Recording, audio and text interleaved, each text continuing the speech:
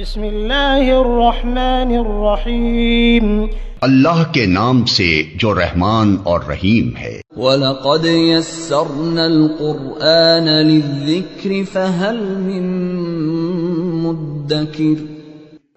ہم نے اس قرآن کو نصیحت کے لیے آسان ذریعہ بنا دیا ہے، پھر کیا ہے کوئی نصیحت قبول کرنے والا؟ ترجمہ یہ ہے کہ اے نبی فرتقب، انتظار کیجیے، یوم اس دن کی تأتی السماء بدخان مبین،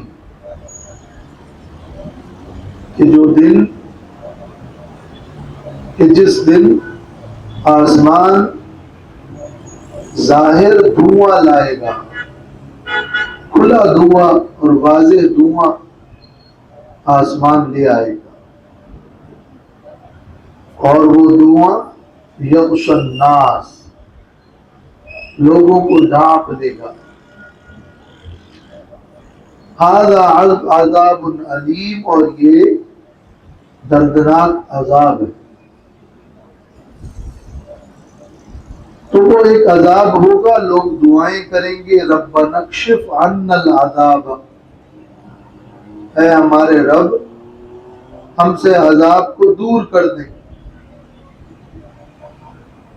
انا مؤمنون، بے شک ہم ایمان لانے والے ہیں۔ لیکن انا لہم الذکریٰ،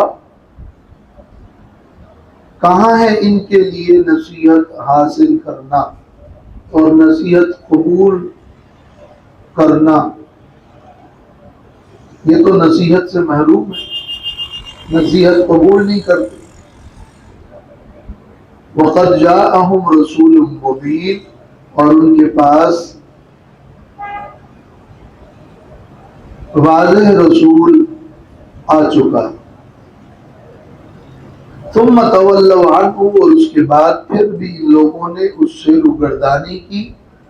وَقَالُوا، اور کہنے لگے اس رسول سے متعلق کہ معلم، وہ تو سکھائے گئے ہیں، مجنون اور دیوانے ہیں، معاذ اللہ۔ انا کاشف العذاب قلیلا، بے شک ہم تھوڑا عرصہ یا کچھ وقت کے لیے عذاب کو دور کریں گے۔ انکم عائدون، تو اس عرصے میں بے شک تم پھر سے لوٹنے والے ہو اپنے کفر کی طرف۔ یوم نبطش البطشۃ الکبریٰ، جس دن کے ہم پکڑ لیں گے بڑی پکڑ کے ساتھ۔ انا منتقمون، تو بے شک ہم انتقام لینے والے ہیں۔ یہ تو اس آیت کا لفظی ترجمہ ہے، اور مطلب اس آیت میں یہ ہے کہ عذاب سے ڈرو، اور دنیا کا عذاب یا آخرت کا عذاب، اس کے انتظار میں رہو، ضرور وہ عذاب آئے گا۔ اور تم میں نصیحت تو بہت کی گئی، لیکن تم نصیحت ماننے والے نہیں ہو، تو اب عذاب ہی حل ہے اور عذاب ہی علاج ہے۔ تو عذاب یا دنیا کا یا آخرت کا۔ تو ایک تو داعی دین کے لیے تسلی ہے کہ آپ اپنا کام کر کے پھر انتظار کریں، اللہ تعالیٰ کو جب منظور ہوگا تو عذاب آ جائے گا۔ اور دوم، اس میں نہ ماننے والوں کے لیے شدید وعید ہے کہ عذاب تمہیں پکڑ کے رہے گا، چاہے وہ دنیا کا ہو چاہے وہ آخرت کا ہو۔ دنیا کا بھی عذاب بڑا دردناک ہے، اور آخرت کا بھی بہت بڑی پکڑ ہے۔ تو سورت کا جو مضمون اور عنوان ہے وہ تخویف ہے، ڈراوا ہے۔ اس ڈراوے سے اس آیت کی مناسبت تو واضح ہے، اور مقصد آیت بھی ہمارے ہاتھ آ گیا۔ کہ وہ کیا ہے؟ تسلی بھی ہے اور وعید بھی. لیکن اس آیت کی دو تفسیریں مروی ہیں تاکہ یہ آیت کے الفاظ اس تفسیر کے مطابق منطبق کیے جائیں. ایک تفسیر تو اس آیت کی بخاری شریف کی کتاب التفسیر میں اس کی تفسیر یوں مروی ہے، جو کہ اس کا کہ شان نزول کے طور پر بھی مروی ہے، کہ یہ جو آیت ہے، ان آیات میں جب قریش کے لوگوں نے نبی صلی اللہ علیہ وسلم کی نافرمانی کی اور بڑے ہی سرکش ہوئے اور انہوں نے تکلیفیں پہنچائی اور حد کر دی، تو ان کے حق میں آپ صلی اللہ علیہ وسلم نے یہ بد دعا کی تھی کہ ان پر کہ اللہ ان پر ایسا قحط نازل فرما جیسے کہ یوسف علیہ السلام کے زمانے میں قحط آیا تھا. تو دعا علیہم بسنین کسنی یوسف. تو پھر ایک سخت قحط آیا جیسے کہ سیرت کی کتابوں میں لکھا ہے، اور لوگ اتنے بھوکے ہوئے، بخاری میں حتی اکل العظام، لوگ ہڈیاں کھانے پر مجبور ہو گئے، شدید قحط آیا. اور یہ قحط ایسا تھا کہ اس روایت میں ہے کہ فَجَعَلَ الرَّجُلُ يَنْظُرُ إِلَى السَّمَاءِ فَيَرَى مَا بَيْنَهُ وَبَيْنَهَا كَهَيْئَةِ الدُّخَانِ. ایک آدمی آسمان کی طرف دیکھتا تھا تو وہ اپنے اور آسمان کے درمیان دھوئیں کسی کیفیت کو دیکھتا تھا، کہیئۃ الدخان. اور یہ حالت اس کی بھوک کی وجہ سے ہوا کرتی تھی. تو اللہ تعالی نے یہ آیت نازل فرمائی کہ فَارْتَقِبْ یوم تأتی السماء بدخان مبین یغشی الناس ھذا عذاب علیم. انتظار کیجئے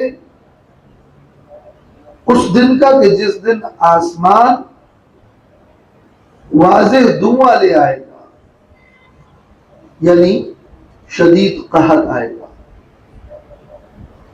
اور وہ قحط لوگوں کو اور مکہ والوں کو ڈھانپ لے گا، اور یہ دردناک عذاب ہے.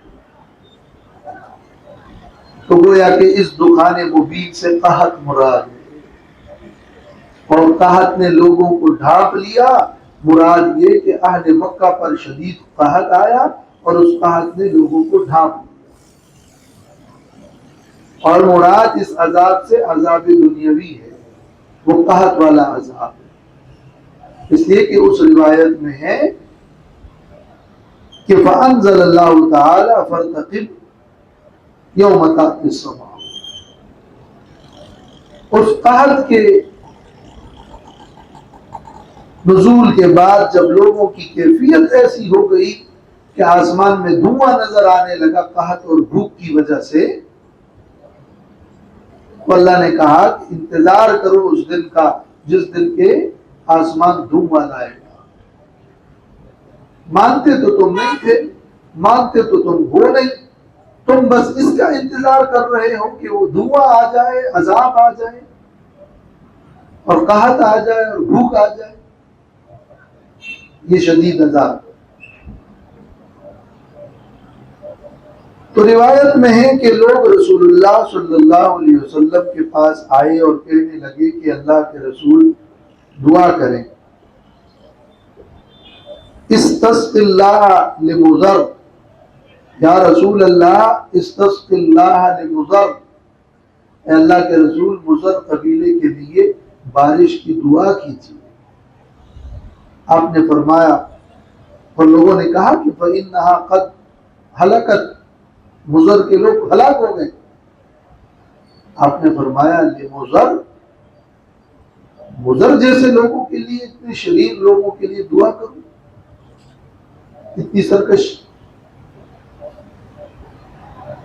آپ تو بڑے جری ہیں کہ آپ مجھ سے یہ کہہ رہے ہیں۔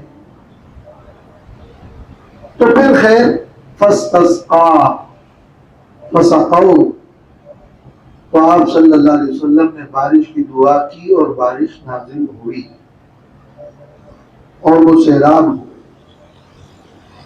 مگر لوگ پھر بھی اسی طرح اپنے کفر و شرک پر چلتے رہے اور قائم رہے۔ تو یہ آیت پھر نازل ہوئی جو اگلی آیت ہے کہ انکم عائدون ربنا اکشف عنا العذاب انا مومنون۔ لوگوں نے اس قحط میں دعائیں کی، ہمارے رب عذاب دور ہو جائے ہم ایمان لائیں گے، وعدے کیے،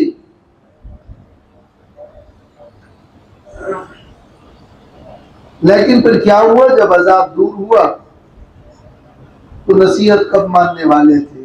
رسول تو کھلا بیان کر چکے تھے، لیکن لوگوں نے روگردانی کی اور معلم اور مجنون کہا اور کہنے لگے کہ ان کو کہیں سے سکھایا گیا ہے، مجنون ہے۔ اِنَّا كَاشِفُ الْعَذَابِ قَلِيلًا إِنَّكُمْ عَائِدُونَ۔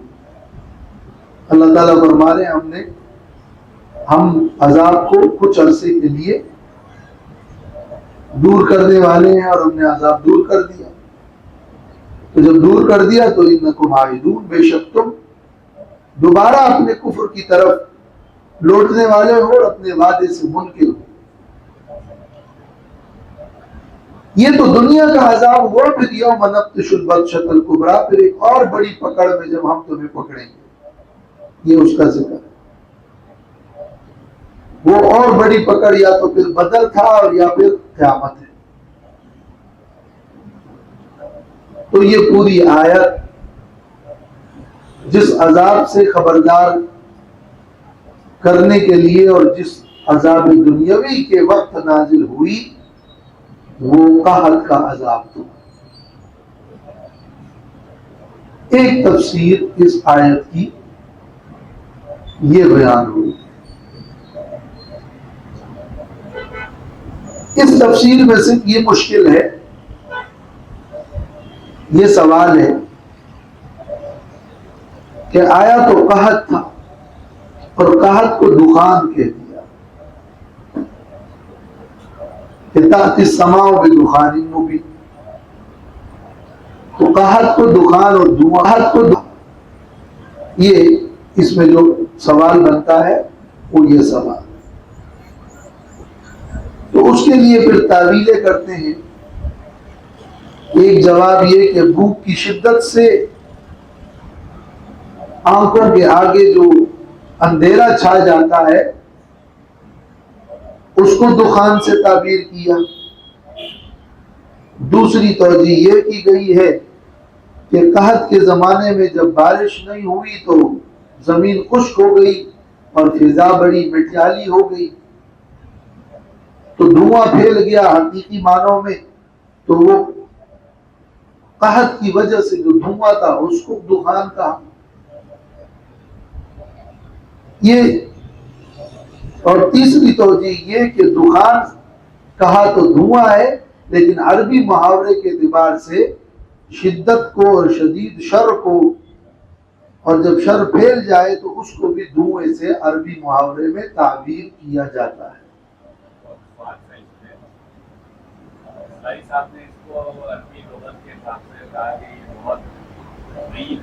ہاں، میں تو صرف اس وقت آپ کو جو مختلف تفاسیر سے جو اس دخان کی تعبیرات، قحط کو دخان سے تعبیر کیوں کیا گیا، کیا مجاز ہے یا حقیقت ہے؟ اگر مجاز ہے تو دخان کا حقیقی معنی اس تفسیر کی روشنی میں مراد نہیں ہوا، بلکہ مجاز مراد ہوا، شدت مراد ہوئی عربی محاورے میں۔ اور اگر حقیقی دھواں مراد ہو تو سیرت میں، تاریخ میں، اس قحط میں دھوئیں کا ذکر تو حقیقی ملتا نہیں، البتہ بخاری کی اس روایت میں یہ ملتا ہے کہ بھوک کی شدت سے ایک آدمی آسمان کی طرف دیکھتا اور اسے دھواں نظر آتا، تو وہ تو مجاز ہوا، تو گویا کہ یہاں دخان اور دھواں معنی مجازی میں ہے۔ اس تفسیر کے اندر یہ مشکل اور یا یہ سوال ہے۔ دوسری تفسیر اور دوسرا مفہوم جو ان آیات کا صحابہ تابعین سے مفسرین سے مروی ہے، جو بیان کیا جاتا ہے، وہ تفسیر یہ ہے کہ اس دھوئیں سے قیامت کا دھواں مراد ہے، اور جو کہ علامات قیامت میں سے ہے، اور اس کے لیے مسلم شریف کی کتاب الفتن کے اندر حدیث ہے، اور بھی ہیں احادیث کہ صحابہ کرام فرماتے ہیں کہ ہم آپس میں مختلف بات کا ذکر کر رہے تھے، تو رسول اللہ صلی اللہ علیہ وسلم نے فرمایا کہ ما تذاکرون، تم کس بات کا مذاکرہ کر رہے ہو؟ ہم نے کہا کہ نذکر الساعہ، ہم قیامت کا ذکر کر رہے ہیں۔ تو ہم نے فرمایا انہا لن تقوم حتی ترون قبلها 10 آیات، قیامت اس وقت تک قائم نہیں ہوگی جب تک کہ تم 10 نشانیاں نہ دیکھ لو۔ ان میں سے پہلی نشانی فذکر الدخان، دھوئیں کو ذکر کیا کہ پہلی نشانی دھواں ہے۔ قیامت کی علامات میں سے یہ کہ دھواں ظاہر ہوگا، اور وہ ایسا دھواں ہوگا کہ جو ایک مومن پر ایسا اثر کرے گا کہ ہیئت زکام، جیسے زکام مومن کو ہو جائے گا، اور ایک کافر کا تو سانس پھوٹنے لگے گا کہ وہ دھواں ناک میں داخل ہوگا اور کانوں سے نکلے گا، اس پر شدید ہوگا۔ یہ دھواں ایک عذاب علیم قیامت کی علامات میں سے ہے، اور یہ دھواں دخان قیامت کا دھواں مراد ہے۔ اور باقی 10 علامات بھی اس حدیث میں ذکر ہے کہ دوسری پھر دجال ہے، اور تیسری دابۃ الارض ہے، اور چوتھی پھر سورج کا مغرب سے طلوع ہونا، اور 5ویں عیسیٰ علیہ السلام، عیسیٰ ابن مریم کا نزول ہے، اور 6ٹھی یاجوج ماجوج ہے، اور 7ویں پھر خسف اور دھنسنا ہے مشرق میں، 3 خسوف ثلاثہ ہے، پھر مغرب کا دھنسنا، اور پھر جزیرۃ العرب کا دھنسنا، اور وآخر ذلک نار، اور آخری ایک آگ ہوگی جو کہ یمن سے نکلے گی اور لوگوں کو محشر کی طرف ہانک کے لے جائے گی۔ تو وہ تو صحیح حدیث ہے جس میں قیامت کا یہ دخان ثابت ہے، لیکن اس تفسیر کہ دخان سے دھواں مراد ہے، یہ مشکل تو حل ہو گئی، اور مراد آخرت کا قیامت کا وہ علامات قیامت پہ جو دھواں ہے وہ مراد ہے۔ تو یہ تفسیر دخان کے معنی میں تو حقیقی اور واضح ہے، لیکن انہی آیات میں آگے جا کے ہے کہ انا کاشف العذاب قلیلا، ہم عذاب دور کریں، اور قیامت میں جو عذاب آ جائے تو وہ تو دور نہیں ہوگا، اور لوگ کہیں گے کہ ربنا اکشف عنا العذاب، اور وہاں ہے کہ انا کاشف العذاب قلیلا۔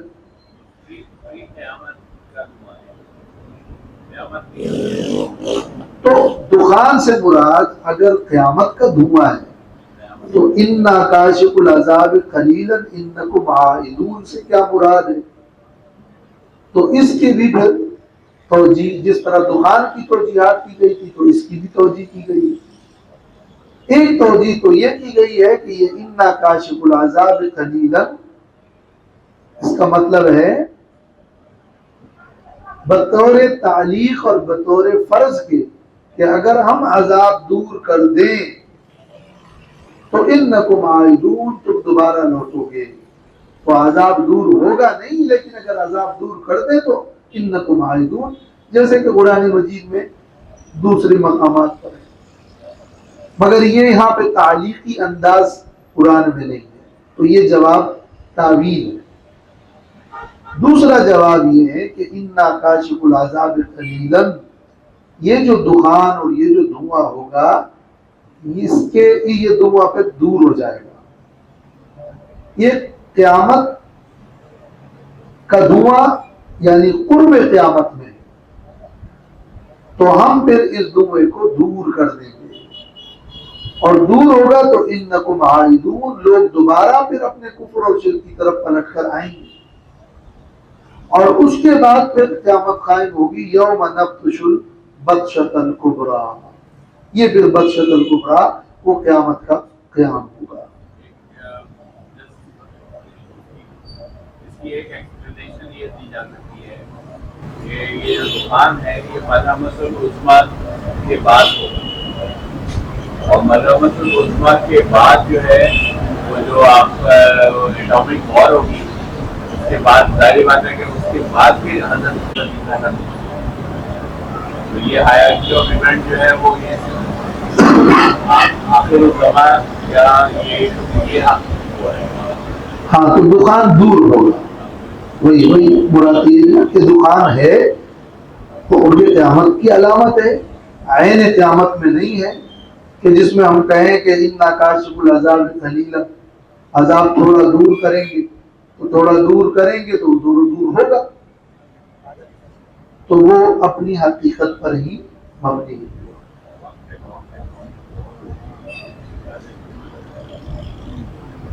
یہ دو تفسیریں مروی ہیں، اور دونوں تفسیروں میں جو سوال تھا اس کا جواب بھی سامنے آ گیا۔ اب دونوں میں سے قحط آیا تھا اور یہ حقیقت، اور دخان بھی ہوگا اور یہ بھی صحیح حدیث میں ثابت ہے، اور ان دونوں تفسیروں میں کوئی ٹکراؤ نہیں ہے، اور دونوں ہی مراد ہو جائے۔ دخان والی تفسیر میں مولانا مودودی نے تفہیم میں اسی طرف رجحان ظاہر کیا ہے کہ یہ جو آگے انا کاشف العذاب یا ربنا اکشف عنا العذاب یا یہ جو سلسلہ کلام ہے، کہتے ہیں یہ تو دنیا میں ہی یہ سلسلہ کلام ہو سکتا ہے، آخرت والا دخان یہاں مراد نہیں ہے۔ مولانا کا نقطہ نظر یہ، اور دخان کے حوالے سے مولانا نے یہ جواب دیا کہ اس آیت میں فرتقب ہے، انتظار کرو دخان کا، تو وہ دخان تو قیامت کا ہو گیا، اس سے مراد قحط ہے ہی نہیں کہ ہم تعویل کریں۔ آیات تو اس قحط ہی کے زمانے میں نازل ہوئی اور اسی عذاب سے ڈرایا گیا، لیکن دخان سے مراد اس دخان، اس آیت میں یہ تو نہیں کہا گیا کہ یہ دخان آ گیا، کہ آپ دخان کی تعبیر قحط سے کرتے ہیں۔ قحط ہی کے زمانے کی آیات ہے، لیکن دخان کا انتظار کرو کا مطلب یہ ہے کہ تمہارے پاس سب کچھ آ گیا اور قحط تک آ گیا، اب کس چیز کا انتظار ہے؟ اب دخان ہی کا انتظار کرو۔ تو گویا دخان والا جو لفظ ہے یا اس کے انتظار کی جو بات ہے وہ تو قیامت والا ہے، اور باقی سلسلہ کلام وہ دنیاوی عذاب کا ہے۔ تو اس طرح ان دونوں اقوال کے درمیان جو تعارض ہے وہ رفع ہو جائے گا، اور آیت کا تعلق دونوں سے ہی ہے، لیکن کچھ حصہ وہ ہے کہ جس میں اشارہ وہ آخرت کا، قیامت کا، اور علامت قیامت دخان کا ہے، اور ایک حصہ وہ ہے کہ جس میں وہ جو کلام کیا جا رہا تھا ان منکرین سے قریش، وہ سلسلہ ہے۔ تو جنہوں نے وہ بیان کیا وہ حصہ بھی آیت میں، اور جنہوں نے یہ بیان کیا یہ حصہ بھی آیت میں، تو یوں ان دونوں کی تطبیق ہو گئی، اور دونوں باتیں اپنی جگہ صحیح ہے، اور دونوں ہی تفسیریں صحیح ہیں، تو دونوں تفاسیر بن سکتی ہیں۔ اور جب کسی ایک آیت کا انداز بیان ایسا جامع ہو کہ جس میں کچھ تأمل اور غور فکر کرنے کے بعد اس کی 2 سے 3 توجیہات بھی بن سکتی ہیں، تو یہ تو ایک ایجاز ہے کہ اس آیت میں وہ دونوں ہی مفاہیم داخل اور شامل ہیں، تو ان دونوں میں کوئی ٹکراؤ اور تعارض تو ہے نہیں، لہذا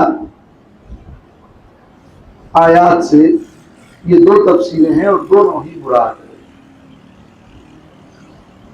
فَارْتَقِبْ يَوْمَ تَأْتِي السَّمَاءُ بِدُخَانٍ مُبِينٍ، پس انتظار کیجئے اس دن کا جس دن آسمان کھلا دھواں لائے گا، یغشی الناس لوگوں کو ڈھانپ لے گا، ھذا عذاب علیم، یہ عذاب ہے دردناک، ربنا اکشف عنا العذاب، اے ہمارے رب ہم سے عذاب دور کر دیں، انا مؤمنون، بے شک ہم ایمان لانے والے ہیں، ہم ایمان لائیں گے۔ انا لهم الذکریٰ، کہاں ہوگی ان کی، کہاں ہے ان کی نصیحت، یعنی نصیحت کا حاصل کرنا۔ وقد جاءہم رسول مبین، اور ان کے پاس تحقیق کے ساتھ واضح رسول آ چکا ہے۔ ثم تولوا عنہ، پھر انہوں نے روگردانی کی اس سے۔ وقالوا معلم مجنون، اور کہنے لگے کہ تو سکھائے گئے ہیں اور مجنون دیوانہ ہے، معاذ اللہ۔ انا کاشف العذاب قلیلا، بے شک ہم دور کرنے والے عذاب کو تھوڑا۔ انکم عائدون، بے شک تم لوٹنے والے ہو۔ یوم نبطش البطشۃ الکبریٰ، جس دن کہ ہم پکڑ لیں گے بڑی پکڑ کے ساتھ۔ انا منتقمون، بے شک ہم بدلہ لینے والے